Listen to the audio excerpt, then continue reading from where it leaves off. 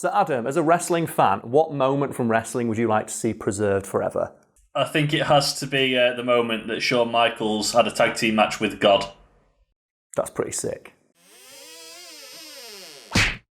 The WWE basically rules the world of wrestling-based entertainment with an iron fist, so much so that they've used their waning economic and corporate clout to basically buy up every single wrestling company to exist and steal all of their footage. Seemingly in an effort to continue their near-total market dominance, the WWE has stored almost all of the wrestling footage that it owns in a bomb-proof mountain. When you say the content squirreled away in a bomb-proof mountain, like what do you mean by that?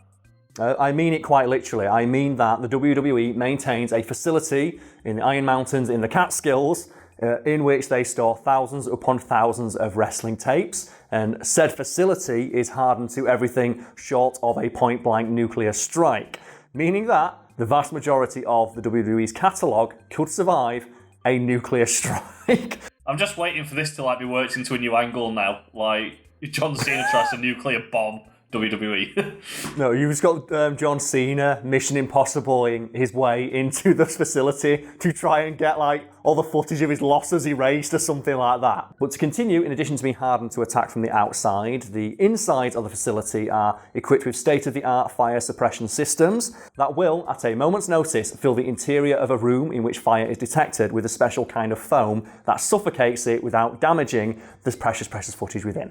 And I would presume that if all that fails, Vince McMahon himself will walk into the room and wrestle the fire into submission. I can just imagine his entrance music hitting of, you've got no chance in hell, and just starts in the fire.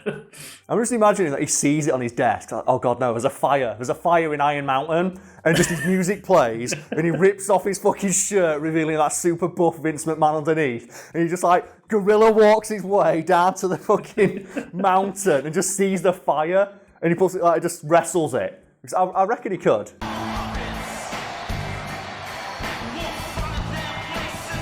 If he can wrestle God, he can wrestle the base elements that make our universe up, which now makes me want a spin-off of Avatar: The Last Airbender that's just wrestlers just bending various elements.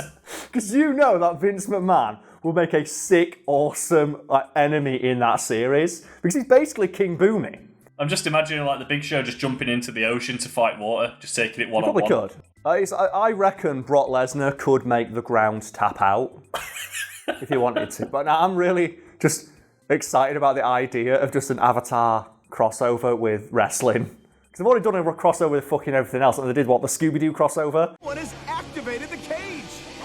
Seen Karl and John Cena are leaping into the ring. I mean, everything you've said, it sounds really over the top. It does, doesn't it? Which is why it's kind of hilarious that that's not the only facility that the WWE maintains. And in fact, the one in the Iron Mountains is used to just store footage before it is transferred to another, more modern facility they maintain in Stamford, Connecticut, where it is all digitized and future-proofed. I'm guessing this facility in Connecticut isn't bomb-proof, though. No, because it's not inside of a literal mountain, but it is given a great deal of protection and it is accessible only to the highest ranking executives in the WWE. And seeing as that facility basically houses all known wrestling footage ever recorded in the continental United States, they don't trust a human to look after it and is instead watched over and guarded by, I shit you not, a robot. Fucking hell, really? An actual robot. It's not a big fucking real steel rock'em sock'em robot like you're imagining, but just an arm that gets footage, grabs it, puts it into a computer, digitizes it, catalogs it, and then moves it off to be stored securely elsewhere. But I just like the idea that all the footage of wrestling that exists in the United States is guarded by Vince McMahon and a robot. That's a pretty good tag team right there, isn't it? I'm just imagining a Triple H upgrade, so it's quadruple H, just the robot version. Triple H comes into Vince McMahon's office one day. Vince McMahon's I'm sorry, Triple H, but you've been replaced. What by? And just out walks a robot with 4 H's on its chest. Quadruple H. And what it is, it's the robot from Real Steel. Zeus from Real Steel. The big, giant, robot that's 40 foot tall and everything else. That's it. And then Triple H has to fight it. And something I'm only mentioning so we can talk about Real Steel. And Adam, have you seen Real Steel? I'm going to break your heart, but no, I haven't. Oh man, you need to watch it, and do you know why? Because it's just Rocky with a robot.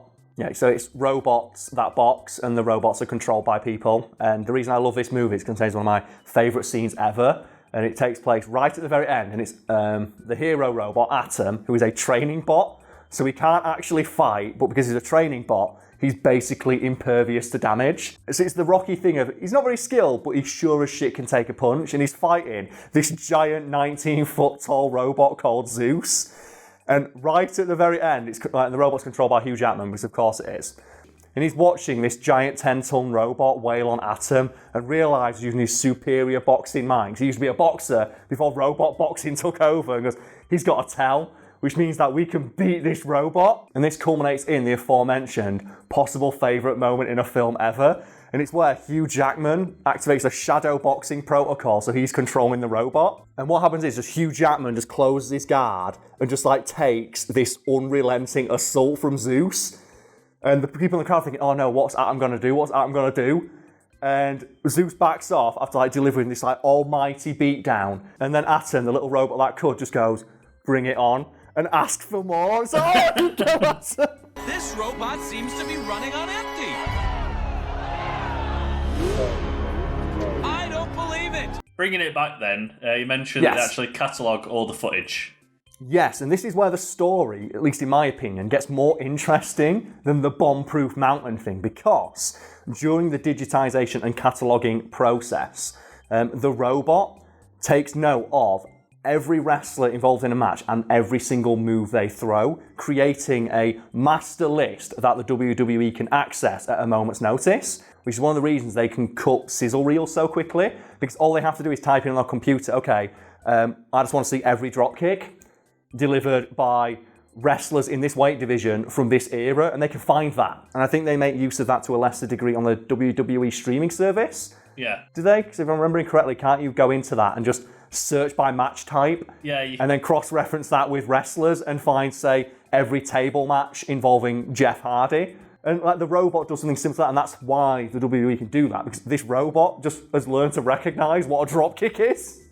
And then it just notes every example of a dropkick and adds it to a... God, Quadruple H is developing. So that means if they did make Quadruple H, they could program it with every wrestler's moves who's ever lived. It's just, I can imagine it being very similar to Triple H, but you know when he sprays the water, like Quadruple H would spray like hydraulic fluid. Yeah, but what it'd do is it'd combine the best introductions of all the best wrestlers. So it'd be doing Triple H's like water spraying thing, but it'd come in a low rider like Eddie Guerrero. Yeah. But then what it'd do is it'd come in the low rider after the lights have gone out, and the lights would come back on, and the low rider's in the middle of the ring like the Undertaker.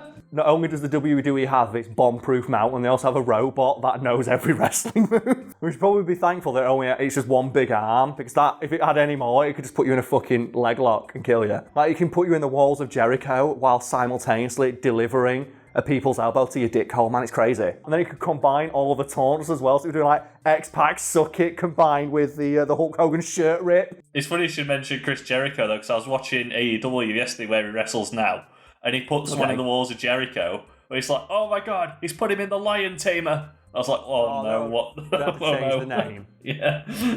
But bringing it back to X-Pac really quickly, did you ever see a great interview with him for the show? I think it's Toys That Made Us, when they're talking about wrestling figures. I think it is.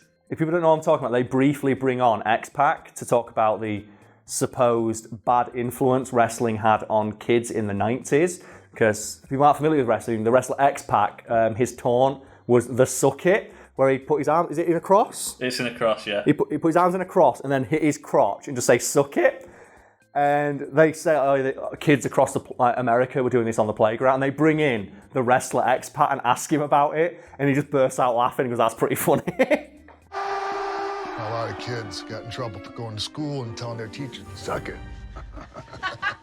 As I alluded to earlier in this video, the WWE owns pretty much all wrestling footage ever recorded in America, because as they grew, one of the things Vince McMahon did, he just bought out smaller wrestling companies and got their back catalogue. And that's one of the reasons that the WWE basically have over 50 years worth of footage now, to the point where archivists they have trying to catalogue it all have said we have got boxes and boxes full of old tapes from defunct companies WWE have bought we've not even opened. And there's probably some really good matches in there because there's probably some famous wrestlers in their early days. In that box, that is currently just sat doing nothing and very well might degrade before we get a chance to get around to it and digitize it, and it might be lost forever.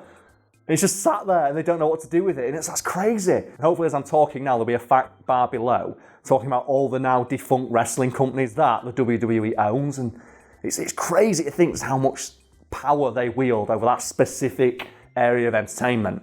Do you know what I think they should do? Is get that box and hang it above the ring and have a ladder match. Winner gets control. Weirdly enough, what was that wrestling company that Ted Turner owned during the Monday Night Wars? WCW.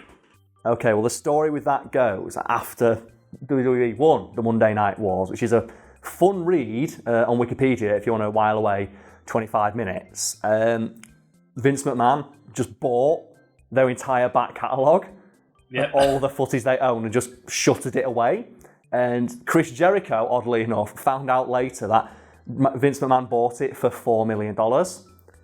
And Chris Jericho was really pissed off to find that out because he said, well, I had about that much money at the time. I wish I'd known because I would have tried to buy it. Vince McMahon got it for a steal and now owns all that footage and now uses it to sell his streaming service. Like, God, why are you so evil, Vince McMahon? As if he wasn't evil enough. And that's a bit of a depressing thought to end on. So the thought I want to leave people with is that the WWE maintains a nuclear bomb-proof mountain that contains almost all wrestling footage to exist in America. And in addition to being kind of neat, I really hope that becomes a plot point or at least a mission in a later Fallout game. So Adam, you're a big fan of wrestling, correct? I am, yes. Okay, so I want you to help me now improve upon your idea of Quadruple H and help me create the ultimate wrestling robot that has all the best gimmicks and all the best moves. And we're going to Photoshop this, so whoever edits this one, ready up Photoshop. And we'll start with, the base will be Zeus from Real Steel. And let's now just dress up Quadruple H in all the most iconic ring gear we can think of. And we'll start at the top. What's the most iconic piece of wrestling headwear you can think of? The one that I'm thinking of is the hat that Undertaker wears, the symbolic hat. Okay, yeah, let's go for that. Let's go for the Undertaker hat. And then for the face, should we go for Ultimate Warrior's makeup? We could do that. We could go for Kane's mask. The thing is, I know Ultimate Warrior is more famous, but I like Kane more. So fuck it, yeah, he's wearing Kane's mask. Now let's move down to the shoulders. And is there an adornment in wrestling that you quite like and that you'd like to see Zeus wear? Or Quadruple H, as it were? The one that comes to mind is the Legion of Doom used to wear like hockey pads with big black spikes on the shoulders. Oh, okay, so he looks like a World of Warcraft character. Now let's go down to the chest, and what do you think Quadruple H should wear there? I think if we're like talking about a shirt, I mean, it's the ultimate merch seller, which is John Cena. It's got to be something of his. Yeah, it's got like, okay, so a John Cena t-shirt, and then in the hands, what's the weapon that Quadruple H should wield? Because I'm thinking Triple H's iconic sledgehammer. It's got to be an improved quadruple style sledgehammer. But you know what? The super sledge from Fallout. Let's go for that. The super sledge that's got like a fucking rocket on the back of it. And then the other hand, put Mr. Socko from Mankind over it. Now let's go down to the waist. And with the waist is easy. Just put as many wrestling titles as you can around that waist. Moving down to the legs, what should Quadruple H wear there? I'm thinking Rey Mysterio's trousers from like his late 2000 days when they were just proper flashy. His weird vinyl sex pants. But we're not done quite yet, 'cause Quadruple H obviously has to now be inside of Eddie Guerrero's lowrider. Because I fucking love that introduction. And the lowrider, fuck it, is on top of the Undertaker's motorcycle. Just defying logic now. Why not? Quadruple H could do it, and there we go. There's the ultimate wrestler. Vince McMahon, I'll take my paycheck whenever you feel like paying me. Let's go.